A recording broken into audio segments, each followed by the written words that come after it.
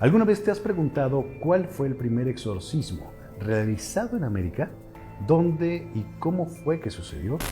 Si existe un tema en el mundo paranormal que siempre causa inquietud y temor en quienes lo escuchan, y por supuesto, aún más en quienes han tenido la desgracia de vivirlo en carne propia, es el de las posesiones demoníacas, la eterna batalla entre el bien y el mal. Pero no se trata solo de alguien que con oraciones y agua bendita pretende liberar a una persona de algún espíritu maligno, pues el entorno que suele presentarse en estos casos es verdaderamente aterrador, debido a todos los perturbadores fenómenos de los que usualmente suele estar acompañado. Esto puede ir desde que la persona poseída hable en algunas lenguas desconocidas, que adquiera una fuerza descomunal, que presente una aversión total hacia cualquier objeto o símbolo religioso, que blasfeme o insulte soezmente. En otros casos más extremos, existen levitaciones, fenómenos poltergeist y visibles cambios físicos que pueden ir desde unas ojeras profundamente marcadas hasta llagas o heridas producidas intencionalmente. Todas estas características fueron retratadas perfectamente por la que hasta el momento es considerada como la película de cine de terror más impactante, El Exorcista, causando conmoción a nivel mundial al mostrar con aterrador realismo las consecuencias de enfrentarse al tú por tú con el mismo demonio en persona. Todo esto viene a colación para desempolvar una desconocida y aterradora historia basada en un caso completamente real, que tuvo como protagonista a Carmen Marín, una mujer que en el siglo XIX sufrió desde la niñez una serie de extraños síntomas que incluían violentos ataques convulsivos y cambios de apariencia y de voz, mientras profería insultos en latín, francés y alemán, por lo que sería conocida posteriormente como la endemoniada de Santiago. Los datos biográficos de Carmen Marín se encuentran debidamente registrados en documentos de la época. De acuerdo a estos, la mujer nació en junio de 1838 en Valparaíso, Chile. Lamentablemente quedó huérfana a temprana edad. Era tan pequeña cuando aconteció esto que todavía no aprendía a caminar, por lo que fue dejada al cuidado de una tía. Poco después de cumplir los 12 años, cuando se encontraba internada en un hospicio de monjas, comenzó a vivir su pesadilla. Según relató a sus familiares y amigos cercanos, se encontraba rezando, cosa que hacía constantemente, cuando de pronto sintió un inexplicable miedo. Más tarde, a medianoche, tuvo un horrible sueño en el que peleaba con el mismísimo diablo. Tras despertar de la pesadilla, Carmen se levantó y atacó violentamente y de manera inesperada, sin motivo alguno, a sus compañeras de habitación. Tras este lamentable incidente, las monjas del hospicio quedaron consternadas, pues la niña había tenido hasta ese momento un comportamiento verdaderamente ejemplar, por lo que llamaron a un doctor, quien intentó en vano durante 2 meses curar su extraña enfermedad.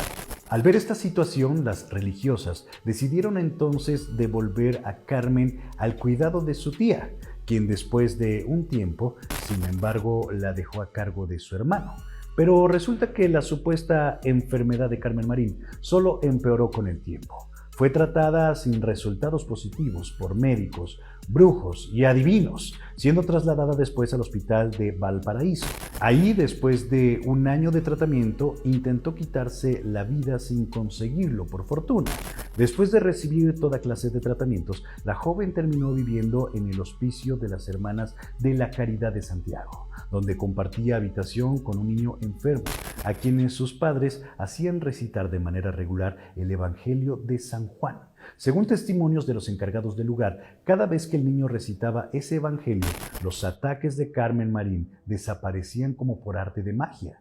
Fue entonces que las Hermanas de la Caridad, conmocionadas por la regularidad de los ataques de la joven, llamaron al sacerdote José Raimundo Cisternas para que examinara a la joven.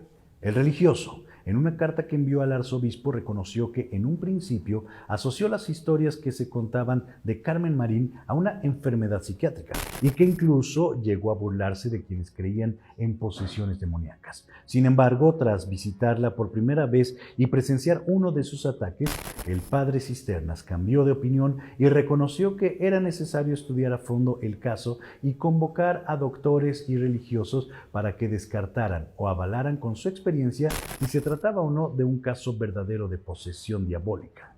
De acuerdo al portal online bioteca.com, el testimonio que dejó escrito el padre Cisternas cuando presenció por primera vez un ataque de Carmen Marín lo dice absolutamente todo. Un momento después de principiar, la enferma se agitó horriblemente, levantó el pecho de un modo extraordinario, formó un gran ruido con los líquidos que había en su estómago y cuando el evangelio iba a más de la mitad, dobló el cuerpo, abrió cuanto pudo la boca, tomó un aspecto verdaderamente horripilante y los cabellos se le erizaron. En una palabra, no parecía una criatura humana. No sé lo que pasó entonces por la mente de mis compañeros. Yo, por mi parte, puedo asegurar que la sangre se heló en mis venas y tuve que hacer un esfuerzo para presenciar la conclusión de tan nunca visto acontecimiento. Luego de la visita del padre Cisternas, otros religiosos y científicos también examinaron a la joven. Se dice que todos quedaron conmocionados por la naturaleza de sus ataques. Carmen era descrita como una joven honesta, inocente y pudorosa, pero cuando comenzaban los ataques de pronto se convertía en un ser violento y burlón, que vociferaba maldiciones y obscenidades, con una voz masculina, que hablaba por Carmen como si fuera otra persona y se identificaba a sí mismo como el diablo. Cuando se convulsionaba, la joven levantaba el pecho de forma inusual, su vientre se inflamaba notoriamente y su estómago sonaba como si alguien agitase un recipiente lleno de algún líquido. Además de esto, también adquiría repentinamente una fuerza sobrenatural que no correspondía a su delgada y frágil complexión física, ya que en ocasiones ni siquiera entre 5 hombres podían inmovilizarla.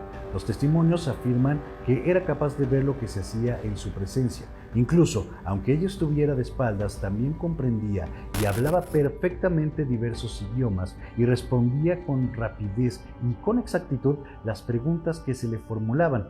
Cuando alguien rezaba alguna oración o salmo en voz baja o alta en cualquier idioma, reaccionaba furiosamente y se daba golpes contra el suelo violentamente, sin mostrar dolor o heridas visibles. Se dice también que cuando alguien cantaba algún salmo, ella seguía la entonación cambiando las palabras sagradas por palabras obscenas. Los doctores que examinaron a Carmen Marín concluyeron que la mujer padecía histeria, aunque por lo menos uno de ellos admitió la posibilidad de que la joven fuese víctima de una posesión demoníaca real. Al no encontrar desde su perspectiva médica elementos para explicar los síntomas y reacciones físicas extremas que había presenciado, así fue como los testimonios escritos por el padre José Raimundo Cisternas son considerados como el primer caso de exorcismo documentado en Chile y, por supuesto, de toda Latinoamérica. De hecho, el padre Cisternas entregó informes periódicamente al arzobispo Rafael Valentín Valdivieso, documentos que después fueron reunidos en un libro que publicó bajo el título Relación hecha al señor arzobispo y que forma parte en la actualidad de los archivos de la Biblioteca Nacional de Chile. Si te preguntas en qué terminó el escalofriante exorcismo de Carmen Marín, se dice que finalmente fue liberada de su tormento por la Iglesia Católica. Sin embargo, también se dice que los religiosos que participaron en él aseguraron que antes de marcharse del cuerpo de Carmen, el demonio los amenazó de muerte y prometió volver dentro de 1 año y medio. Cuando le preguntaron bajo qué forma y en quién lo haría esta vez, solo contestó en medio de una risa burlona: no lo sé, eso tendrán que averiguarlo.